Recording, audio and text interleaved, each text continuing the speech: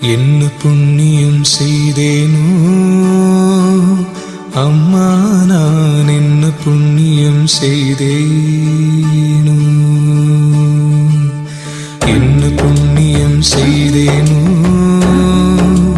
அம்மா, நான் என்ன புண்ணியம் செய்தேனோ.